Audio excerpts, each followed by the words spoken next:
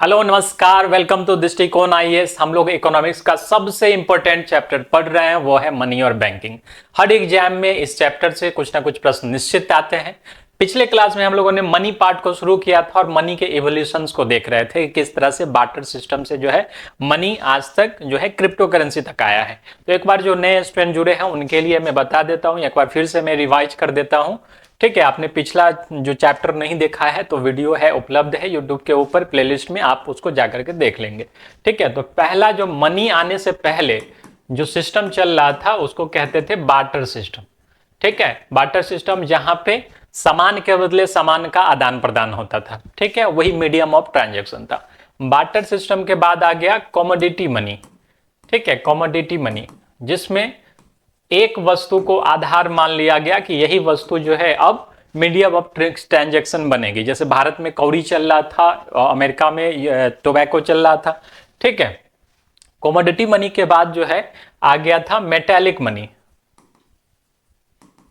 ठीक है, metallic money में क्या था, तो सोने और चांदी के सिक्के जो है मार्केट में चलने लगे थे। ठीक है, चलिए मेटालिक मनी के ड्रॉबैक्स के बारे में हम लोगों ने देखा था कि मेटालिक्स मनी में क्या हुआ था, तो ले जाने और ट्रांसपोर्टेशन में उसको काफ़ी ज़्यादा खर्चीला था वो, और काफ़ी जान माल का भी खतरा रहता था। इस कारण से जो है दो जगह के कुछ बुद्धिजीवी सामने आए और एक ब्रांच पे जो है अपना पैसा जमा करके दूसरे ब्रांच पे जो है लोग अपना रिसीव कर लेते थे। जैसे मान लेते हैं कि कोई दरभंगा का आदमी है और उसको जाना है पटना व्यापार करने के लिए। अब क्या करेगा, वो दरभंगा के सेंटर पे ब्रांच पे क्या करेगा, सोने का सिक्का जमा कर देगा। ठीक है, यहां से उसको एक रसीद मिल जाएगा, रिसिप्ट मिल जाएगा। ठीक है, रिसिप्ट मिल जाएगा और ये रिसिप्ट लेकर के पटना के ब्रांच पे जाएगा और यहां से उसको क्या मिल जाएगा, सोने का सिक्का मिल जाएगा। सोने का सिक्का मिल जाएगा। तो इस तरह से जो उसका ट्रांसपोर्टेशन है वो सिर्फ एक रसीद लेकर के ट्रैवलिंग करेगा, तो जान माल का खतरा भी नहीं होगा और उतना भारी भरकम भी नहीं उसको ले जाना पड़ेगा। ठीक है, बदले में जो ब्रोकर होगा यानी कि जो इश्यू करेगा उस चीज को, जो ये सर्विस देगा, वो बदले में क्या करेगा, अपना कुछ ना कुछ चार्ज जो है ले लेगा। ठीक है, चार्ज ले लेगा यानी कुछ ना कुछ शुल्क जो है अपना ले लेगा। अब ये चीज जो है राजा को अच्छी लगी कि ये तो बहुत अच्छा काम है, बीच में कुछ ना कुछ शुल्क मिल जाता है। तो राजा ने क्या किया, खुद से ही जो है पेपर करेंसी डालना शुरू कर दिया, खुद से ही ये काम करना शुरू कर दिया और यही रसीद जो है आगे चल करके क्या हो गई, पेपर करेंसी में तब्दील हो गई। अभी हम और आप जो नोट यूज करते हैं उस पर क्या लिखा होता है, मैं धारक को 100 रुपये देने का वचन देता हूं या 500 रुपये देने का वचन देता हूं, आरबीआई गवर्नर। ठीक है, यानी आरबीआई की तरफ से ये एक रसीद दिया गया है और इसी रसीद को हम लोग जो है मीडियम ऑफ ट्रांजैक्शन समझते हैं। ठीक है, तो ये यहां तक का जो है सारा हम लोग देख लिए थे किस तरह से पेपर करेंसी जो है अस्तित्व में आया था। ठीक है, अब पेपर करेंसी के बारे में ही हम लोग चर्चा करेंगे कि पेपर करेंसी में हम लोग को क्या क्या जानना है। ठीक है, तो आ गए हम लोग पेपर करेंसी पे। ठीक है, पेपर करेंसी में सबसे पहला प्रश्न कि यह छापा कैसे जाता है, यह छापा कैसे जाता है। दूसरा, डीमोनेटाइजेशन कैसे होता है।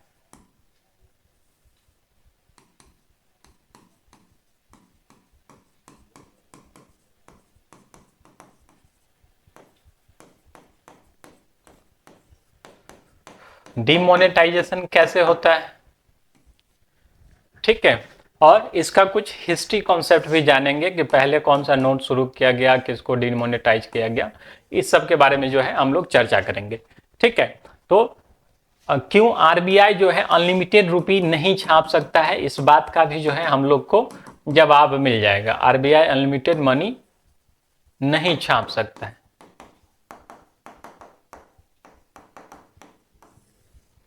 ठीक है, तो इस बारे में भी हम लोग को जवाब मिल जाएगा। तो पहले चलते हैं पेपर करेंसी पे।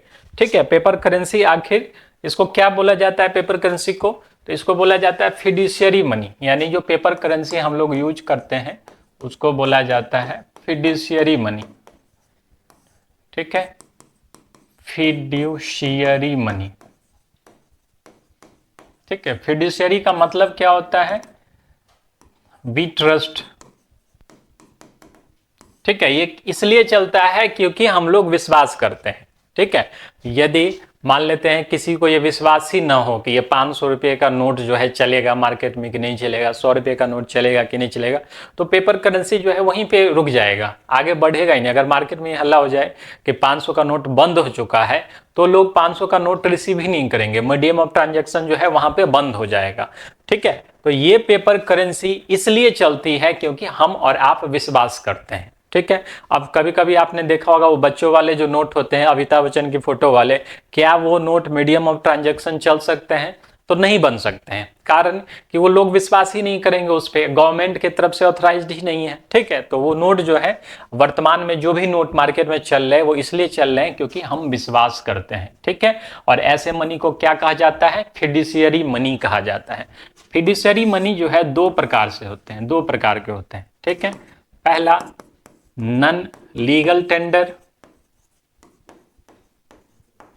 नन लीगल टेंडर, और दूसरा लीगल टेंडर। ठीक है, पहला नन लीगल टेंडर और दूसरा लीगल टेंडर। ठीक है, तो पहले नन लीगल टेंडर के बारे में देख लेते हैं। ठीक है, तो जैसे एग्जाम्पल में लिख लेते हैं डीडी, चेक, ठीक है, अदर रिसिप्ट्स। ठीक है, ये सब क्या है? नन लीगल टेंडर मनी है। ठीक है, नन लीगल टेंडर मनी है। ठीक है, मनी है। ठीक है, इसका मतलब क्या हुआ? नन लीगल है, यानी नॉट बाइंडिंग बाय गवर्नमेंट। ठीक है, यानी गवर्नमेंट के तरफ से जो है बाइंडेबल नहीं है। ठीक है, गवर्नमेंट के तरफ से जो है बाध्य नहीं किया जा सकता है। ठीक है, इसको क्रेडिट मनी भी कहते हैं। ठीक है, इसको क्या कहते हैं? क्रेडिट मनी भी कहते हैं। ठीक है, नन लीगल टेंडर मनी को क्रेडिट मनी भी कहा जाता है। ठीक है, इसके साथ ही जो है इसको कहते हैं ऑप्शनल मनी भी कहते हैं। ऑप्शनल मनी भी कहते हैं।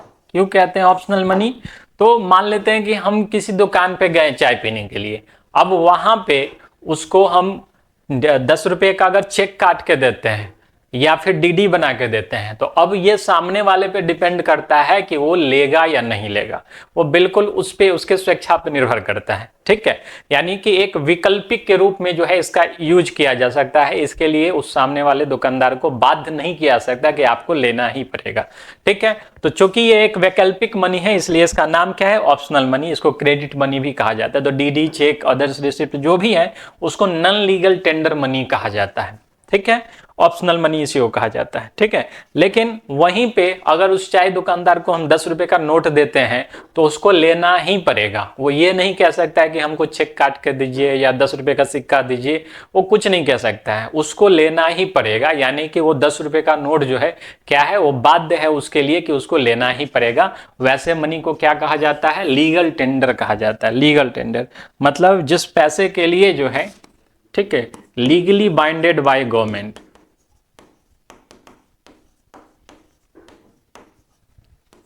यानी गवर्नमेंट के द्वारा जो है अगर वो लीगली बाइंडेड है। ठीक है, वैसे पैसे को क्या कहा जाता है? लीगल टेंडर मनी कहा जाता है। आप लोग जो है 8 नवंबर 2016 को मोदी जी का भाषण याद कीजिए। रात के 8 बजे जब उन्होंने अनाउंसमेंट किया था तो उन्होंने क्या कहा था? उन्होंने कहा था 500 और 1000 के नोट जो है आज रात 12 बजे से लीगल टेंडर नहीं रहेंगे। ठीक है, ये नहीं कहा कि मार्केट में चलेगा नहीं चलेगा। ठीक है, उस सब का विकल्प दिया गया, लेकिन ये कभी नहीं कहा गया इस तरह से। सिर्फ एक लाइन में लीगल टेंडर नहीं रहेगा। लीगल टेंडर नहीं रहेगा मतलब अब जाने दुकानदार और जाने लेने वाला, जाने देने वाला। ठीक है, आरबीआई या गवर्नमेंट इसके लिए उत्तरदायी नहीं है। मतलब हम अपनी बाध्यता को खत्म करते हैं। ठीक है, यानी 500 और 1000 रुपये का नोट लीगल टेंडर से उसको हटाया जाता है। ठीक है, तो लीगल टेंडर मतलब क्या है? लीगली बाइंडेड बाय गवर्नमेंट, और इसका पूरा पूरा उत्तरदायित्व किसके पास होता है? सरकार के पास होता है। ठीक है, लीगल टेंडर कितने प्रकार के होते हैं? लीगल टेंडर को दूसरा नाम हम लोग फिएट मनी भी कहते हैं। ठीक है, फिएट मनी भी कहते हैं। लीगल टेंडर कितने प्रकार का होता है? तो एक होता है लिमिटेड मनी और एक होता है अनलिमिटेड मनी। ठीक है, एक होता है लिमिटेड मनी, लिमिटेड मनी, और दूसरा है अनलिमिटेड मनी। Unlimited money. ठीक है, द लिमिटेड मनी किसको कहा जाता है? ठीक है, तो लिमिटेड मनी का मतलब हुआ जिसका एक लिमिट है। ठीक है, आप मान लेते हैं कि 10,000 का कहीं पे खरीदारी की है और उसको 5 रुपए के सिक्के से चाह रहे हैं उसे सेटल करना, तो क्या यह पॉसिबल है? अगर 1 रुपए के सिक्के से उसको सेटल करना चाहते हैं, क्या यह पॉसिबल है? तो ये सामने वाले दुकानदार पे फिर से निर्भर करता है, क्योंकि नियम है कॉइनेज एक्ट 2011 के अंतर्गत आप 1 रुपए के सिक्के से मैक्सिमम 1,000 तक का जो है डेप्ट सेटल कर सकते हैं, यानी 1,000 रुपए तक का कीमत आप सिक्के से चुका सकते हैं 1 रुपए के सिक्के से। ठीक है, इसके साथ ही हायर रिम्यूनरेशन के लिए हायर अमाउंट सब है, लेकिन हर सिक्के का एक लिमिट दिया गया है, जैसे एक का 1,000 तक। ठीक है, तो ऐसे पैसे को क्या कहा जाता है? लिमिटेड मनी, जिसकी एक सीमा है डेप्ट सेटल करने की। लेकिन करेंसी में क्या है? Unlimited amount. ठीक है, आप किसी का 3 लाख 5 लाख 10 लाख का भी लोन हो वो सेटल कर सकते हैं, किससे? करेंसी से, पेपर करेंसी से। 100 रुपए का नोट हो, 500 रुपए का नोट हो, 10 रुपए का नोट हो, इससे जो है आप लोन सेटल कर सकते हैं। ठीक है, तो वैसे पैसे को क्या कहा जाता है? Unlimited money. तो लिमिटेड मनी क्या हो गया? एग्जाम्पल में कॉइन्स, जितने भी सिक्के वगैरह हैं वो कर सकते हैं। क्यों? क्योंकि कॉइनेज एक्ट 2011 के अंतर्गत क्या है? 1 रुपए के सिक्के से 1,000 तक का ही डेप्ट सेटल कर सकते हैं। अनलिमिटेड मनी में क्या है? अनलिमिटेड यानी कि जो पेपर नोट है उससे अनलिमिटेड आप डेप्ट सेटल कर सकते हैं। ठीक है, हालांकि 2017 में एक टेम्पोररी जो है लिमिट लगाया गया है, टेम्पोररी है 3 लाख तक का। ठीक है, मतलब आप किसी को 5 लाख पेमेंट देना चाहते हैं तो 3 लाख उसको कैश में दे सकते हैं और 2 लाख जो है अदर मीडियम्स में उसको देना पड़ेगा। ठीक है, तो इस कारण से इसको अनलिमिटेड मनी कहा जाता है। एनी नंबर ऑफ अमाउंट जो है आप जो है पेपर करेंसी के माध्यम से उसको दे सकते हैं। लिमिटेड मनी क्यों कहा जाता है? क्योंकि कॉइन्स के माध्यम से आप एक निश्चित अमाउंट तक, लिमिटेड अमाउंट तक ही डेप्ट सेटल कर सकते हैं। ठीक है, एक बार फिर से पूरे को रिवाइज कर लेते हैं। पेपर करेंसी का दूसरा नाम क्या है? फिडुशियरी मनी। ठीक है, ये क्यों चलता है? क्योंकि हम लोग ट्रस्ट करते हैं कि ये चल सकता है, मार्केट में जो है ट्रस्ट के माध्यम से चलता है, इस कारण से उसको फिडुशियरी मनी कहा जाता है। ठीक है, चलिए, फिडुशियरी मनी 2 प्रकार का होता है, नॉन लीगल टेंडर और legal tender. Non legal tender में क्या है? तो जो गवर्नमेंट के द्वारा बाइंडिंग नहीं है, यानी दुकानदार जो है इसको लेने से मना भी कर सकता है, कोई मना भी कर सकता है। ठीक है, इसका दूसरा नाम है क्रेडिट मनी और इसको ऑप्शनल मनी भी कहा जाता है। Example DD, cheque, other receipt, ये सब जो है किसका एग्जाम्पल हो गया? नॉन लीगल टेंडर मनी का एग्जाम्पल हो गया। ठीक है, लीगल टेंडर में क्या है? लीगल टेंडर को फिएट मनी कहा जाता है। लीगल टेंडर मतलब लीगली बाइंडेड बाय गवर्नमेंट, यानी सरकार के द्वारा जो है लीगली बाइंडेड है, कोई दुकानदार मना नहीं कर सकता ये लेने से। ठीक है, लीगल टेंडर 2 प्रकार के होते हैं, एक लिमिटेड मनी और एक अनलिमिटेड मनी है। लिमिटेड मनी क्या हो गया?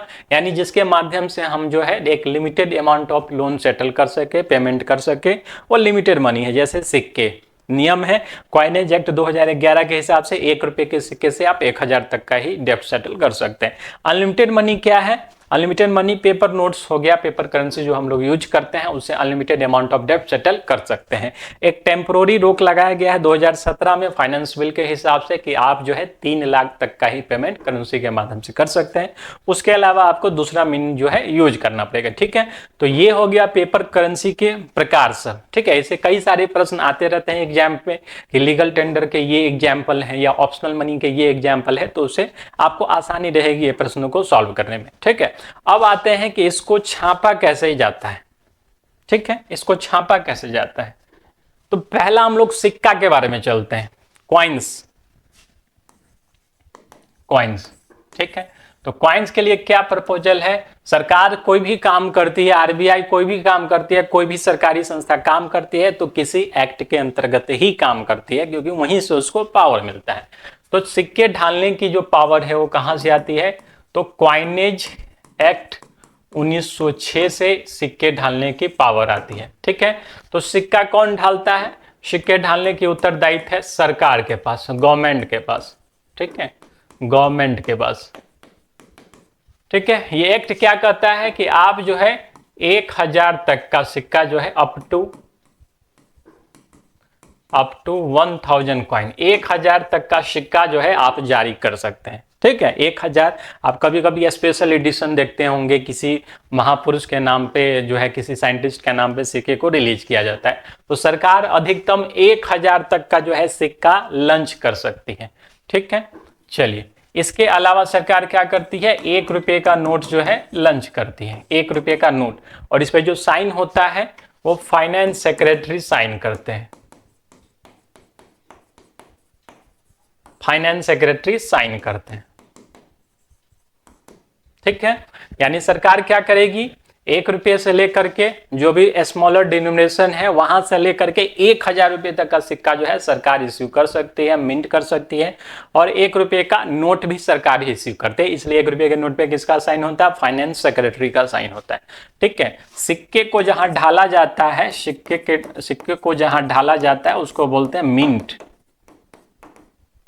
मिंट बोलते हैं। ठीक है, मिंट कहाँ कहाँ है भारत में, तो एक है अलीपुर,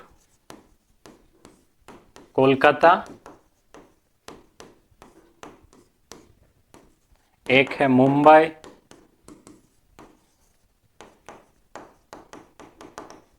महाराष्ट्र, हैदराबाद में 2 जगह है, सैफाबाद एवं चेरापल्ली, और चौथा है उत्तर प्रदेश, नोएडा। ठीक है, ये 4 जगह जो है सिक्के को ढाला जाता है, इसको क्या बोलते हैं, मिंट कहते हैं। ठीक है, चलिए तो सिक्के से संबंधित सारा कंफ्यूजन क्लियर हो गया। सिक्के को ढालने का जो पावर है वो कहां से आता है, क्वाइनेज एक्ट 1906 के माध्यम से आता है।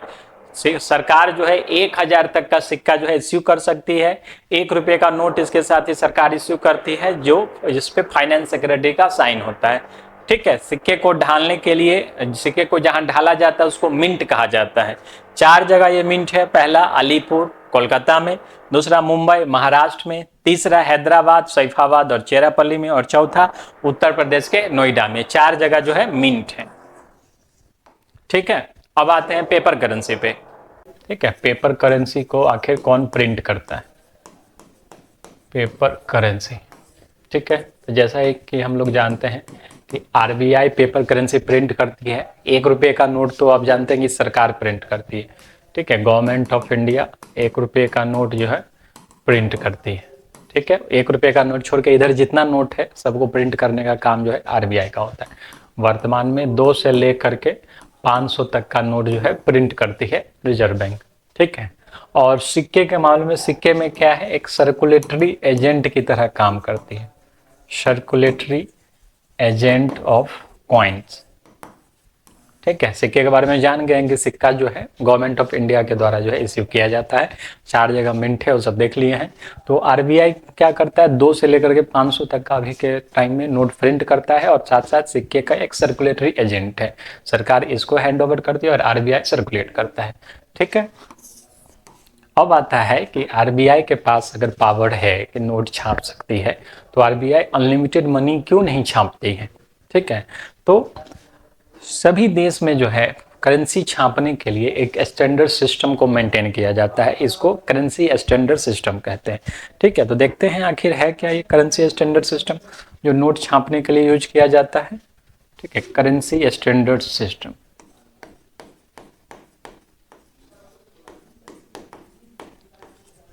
Currency standard system. ठीक है, पहला होता है गोल्ड या सिल्वर करेंसी स्टैंडर्ड सिस्टम। इसमें क्या है, सोने या चांदी को आधार बना करके जो है नोट छापा जाता है। जैसे मान लेते हैं कि यूएसए में जब शुरू हुआ था, तो यूएसए के पास जब 22 ग्रेन गोल्ड होता था, 22 ग्रेन का सोना होता था, तब जाकर के वो $1, ठीक है, का नोट प्रिंट करता था। 22 ग्रेन सोना अगर अमेरिका के पास है, तब जाकर के $1 का नोट प्रिंट किया। अब आपके दिमाग में होगा कि 1 ग्रेन कितने का होता है। ठीक है, 1 ग्रेन 1 ग्रेन बराबर होता है 0.65 ग्राम। ठीक है, सोने का जो मापन है वो ग्रेन में किया जाता है, तो 1 ग्रेन बराबर होता है 0.65 ग्राम। ठीक है, तो अमेरिका के पास जब 22 ग्रेन का सोना होता था तब जाकर के जो है ये एक नोट प्रिंट करता था। यानी कि उसका जो नोट है, एक कागज का, $1 का जो कागज है, वो किसको रिप्रेजेंट कर रहा है?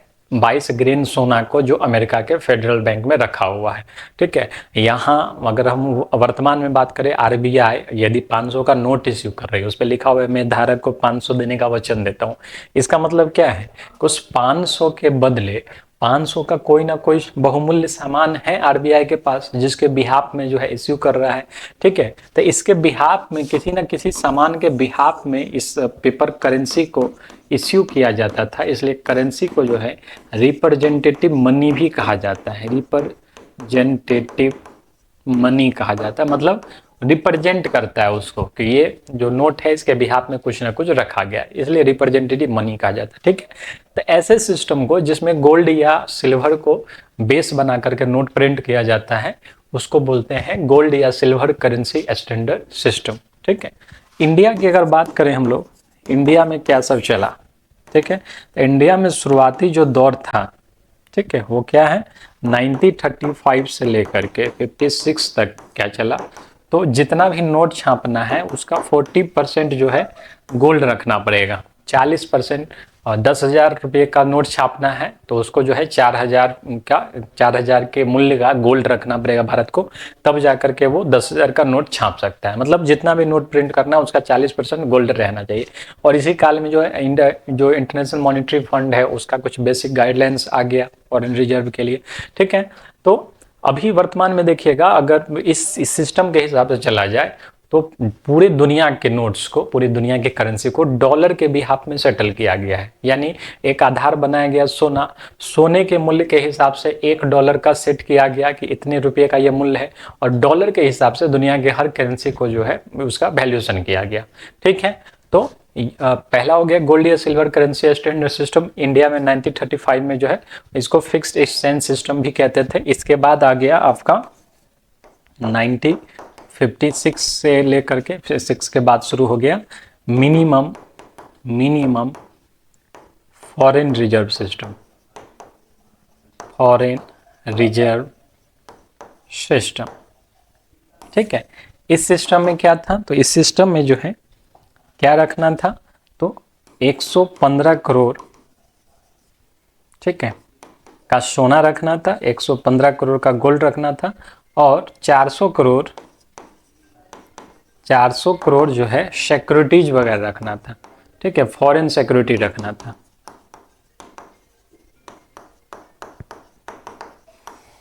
ठीक है, क्या करना था? 115 करोड़ का सोना रखना था और 400 करोड़ का फॉरेन सिक्योरिटी रखना था। इसलिए इसको बोला जाता है मिनिमम फॉरेन रिजर्व सिस्टम। ठीक है, कि मिनिमम इतना रखना ही रखना है। 1956 के बाद से जो है ये शुरू हो गया, और लगभग 1995 तक जो है ये सिस्टम चलता रहा। इसके बाद आ गया आपका, इसके बाद आ जाता है आपका दूसरा सिस्टम, जिसको मैनेज्ड पेपर करेंसी सिस्टम कहते हैं। ठीक है, थर्ड सिस्टम आ गया।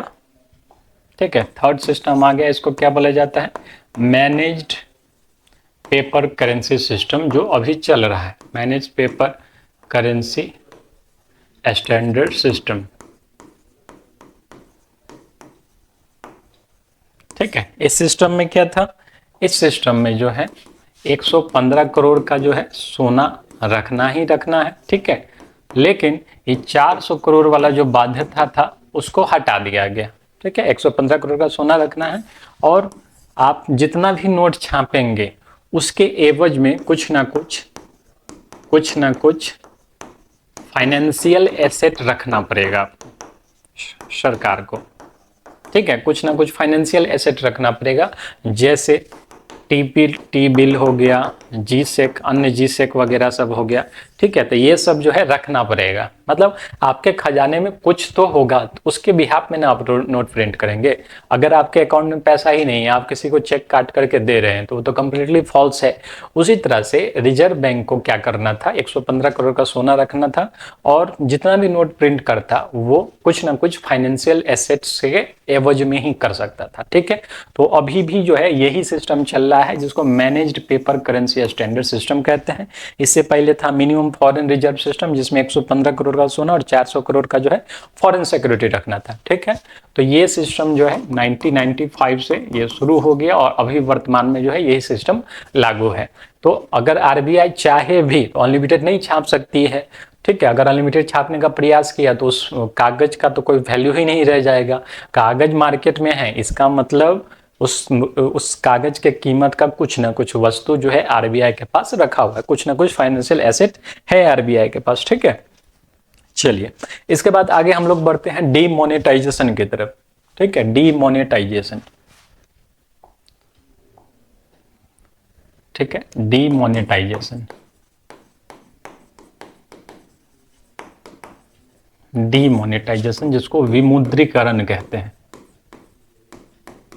विमुद्रीकरण आखिर है क्या?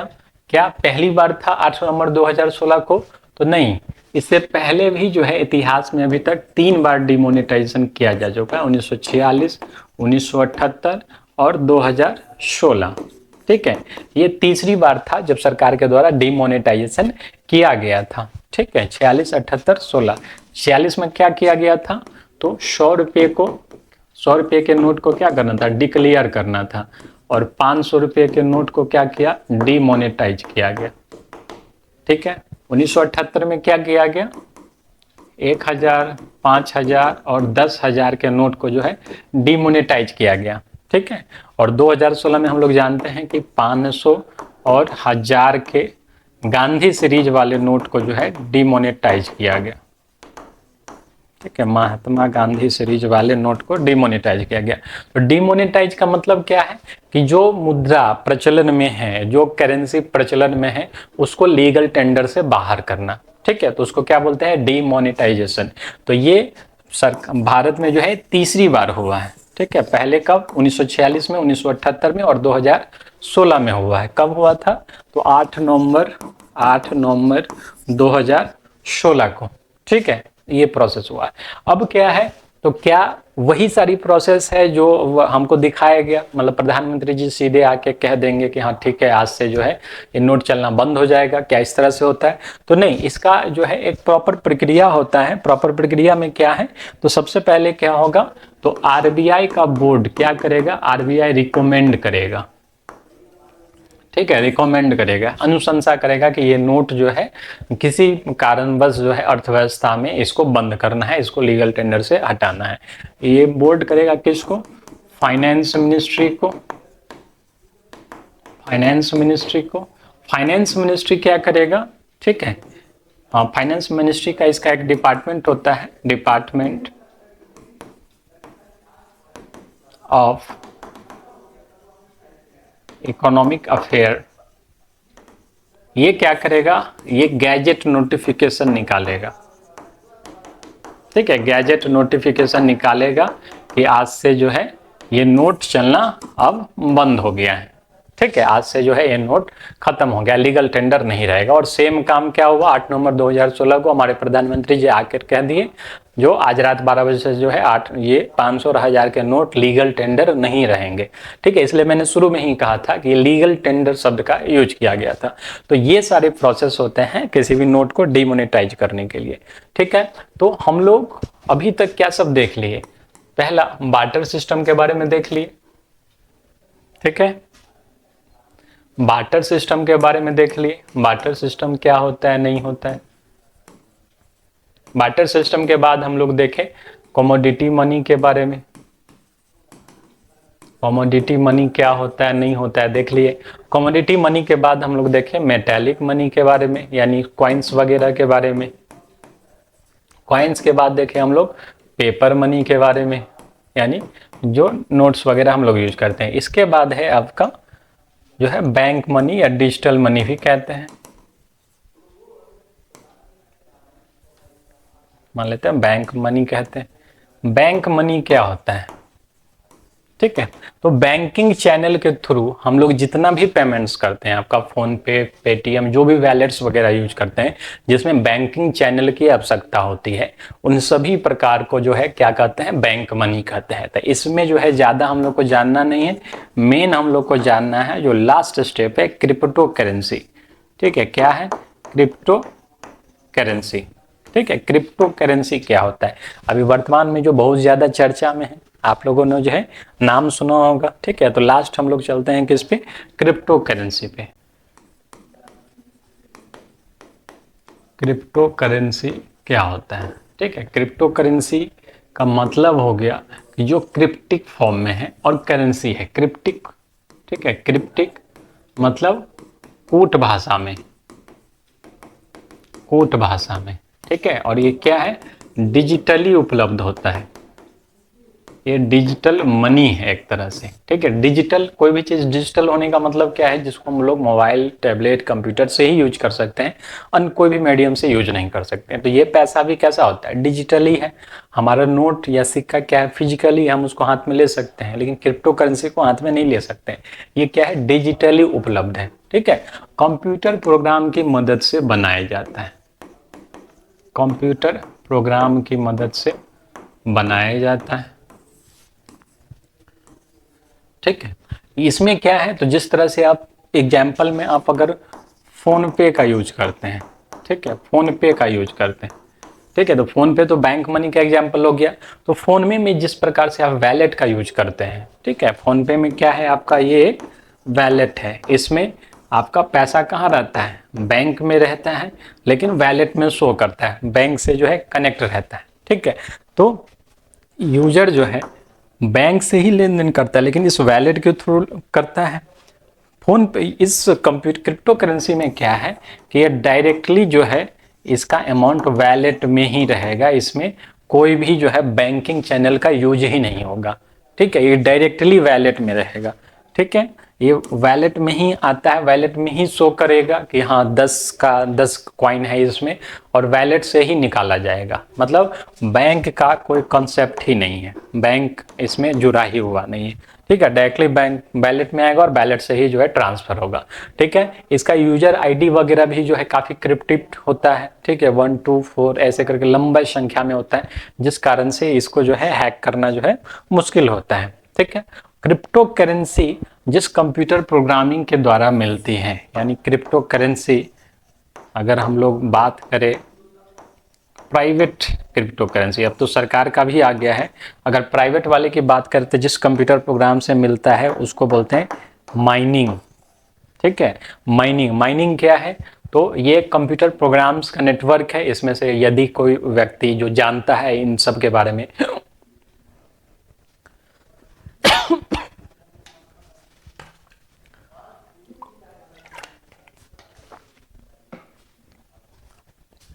और यदि वो कंप्यूटर प्रोग्राम की मदद से उसके पजल को सॉल्व करता है तो अवार्ड के रूप में उसको इनाम प्राप्त होता है कॉइन का।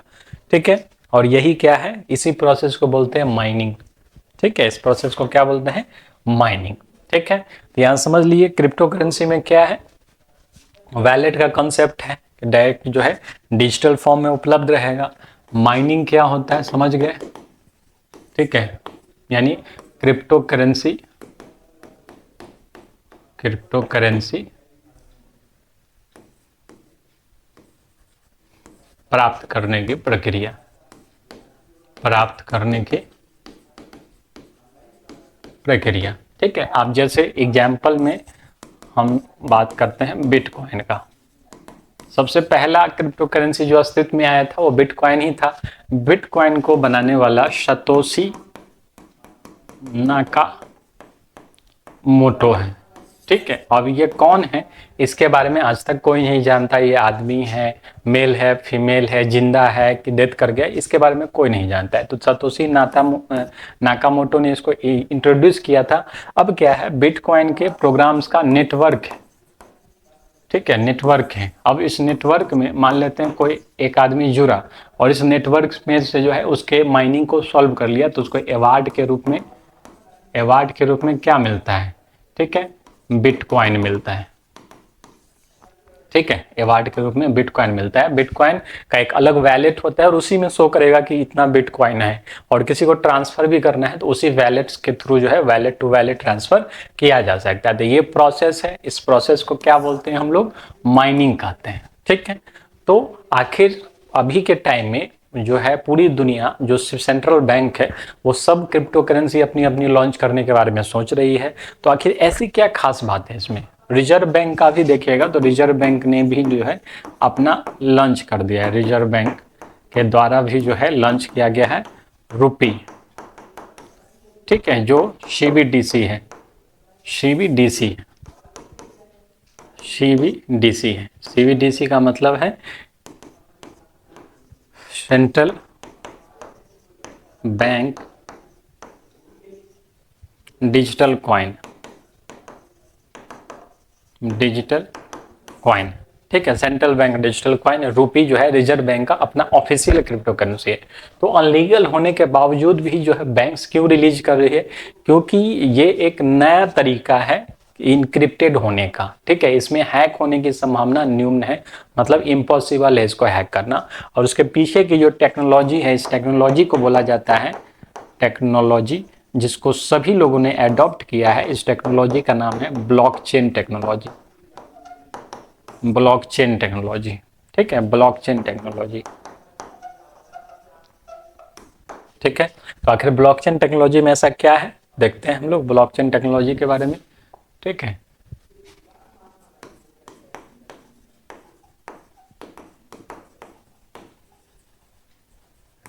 ब्लॉकचेन टेक्नोलॉजी, तो जैसे हम लोगों ने एग्जांपल लिया बिटकॉइन का, ठीक है, तो बिटकॉइन का मान लेते हैं कि यहाँ पे 10 यूजर्स हैं, 10 यूजर्स हैं, सबका अपना अपना नेटवर्क बना हुआ है।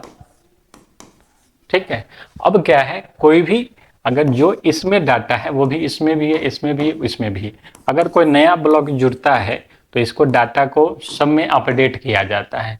अगर हैक करने वाला या डैमेज करने वाला किसी एक ब्लॉक के डाटा को कैंसिल भी कर दे, फिर भी जो है इससे या इससे किसी ना किसी ब्लॉक में डाटा रहेगा और वो कॉपी कर देगा। इस कारण से इसमें हैक होने की संभावना जो है, हैक होने की संभावना, हैक होने की संभावना नहीं होती है।